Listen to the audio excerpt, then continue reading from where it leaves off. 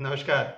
तो notes website पर है और वेबसाइट का लिंक जो है डिस्क्रिप्शन बॉक्स में, यानी कि अगर आपको नोट्स इसके डाउनलोड डाउनलोड करने हैं तो लिंक पे क्लिक करके वेबसाइट पे सीधे पहुंच जाइएगा। क्योंकि आज आईएएस में क्वेश्चन आया था मेरे पास कि क्या कारण है कि मिडिल ईस्ट में लगातार कॉन्फ्लिक्ट बने रहते हैं।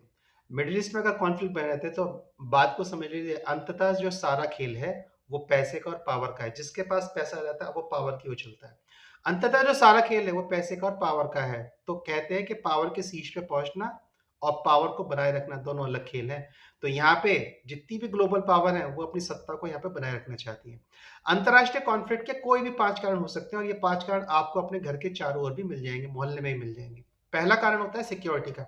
सिक्योरिटी जो छोटी इकोनॉमीज होती है, जो छोटे देश होते हैं, जो गरीब लोग होते हैं, उनको बड़ों से संकट होता है।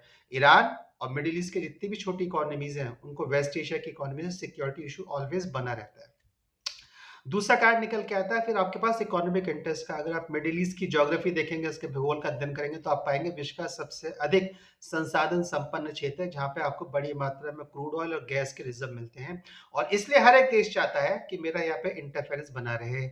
और यहीं से तीसरा रीजन निकल के आता है जियो पॉलिटिकल इंटरफेरेंस का।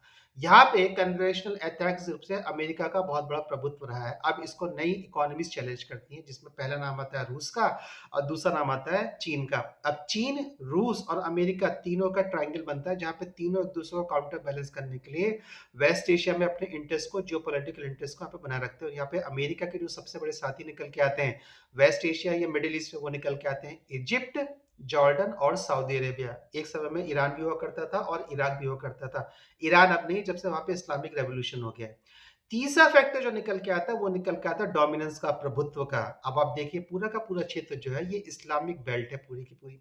इस पूरी इस्लामिक बेल्ट में जो एक नॉन इस्लामिक देश है, गैर मुस्लिम देश है, उसका नाम है इजराइल। ये पूरा इस्लामिक वर्ल्ड चाहता है कि इजराइल को यहाँ से खदेड़ दिया जाए। तो ये पूरा क्षेत्र अर्थात West Asia, Middle East Islamic क्षेत्र के रूप में अपने आप में संपन्न हो जाएगा। जब तक यहाँ पे इजराइल की प्रेजेंस है ये लगातार किसी न किसी प्रकार का डिस्टर्बेंस यहाँ पे करता रहेगा। तो ये आ जाता है डोमिनेंस का। और पांचवा कार्ड बन के आता है एग्जिस्टेंस का, प्रभुत्व का, अस्तित्व का। इजराइल ये कहता है कि मैंने इतनी मुश्किल से 1948 में एक देश लिया है, अगर मैं अपने देश से भी निकल गया तो अब मैं विश्व में जाऊंगा का, एक प्रकार से बेघर होने की स्थिति हो जाएगी। इसलिए वो कहता है मार के मरूंगा। इस लाइन ऑफ थॉट को वो ज्यादा सपोर्ट नहीं करता है। वो अब क्या कहता है, मैं मारूंगा भी, मरूंगा भी नहीं और यहीं पर रहूंगा। ये 5 कारण होते हैं जिसका इमेज मैंने टेम्पलेट में दे रखी है कि किसी भी इंटरनेशनल कॉन्फ्लिक्ट को बनाए रखने के लिए। अगर आप ध्यान से देखेंगे तो वेस्ट एशिया में पांचों के पांचों कारण आपको यहाँ पर मिल जाएंगे। चैनल को सब्सक्राइब कर लीजिएगा, वीडियोस को लाइक कर लीजिएगा, अपना समर्थन मेरे को देते रहिएगा, वेबसाइट को जो विजिट करिएगा। Thank you.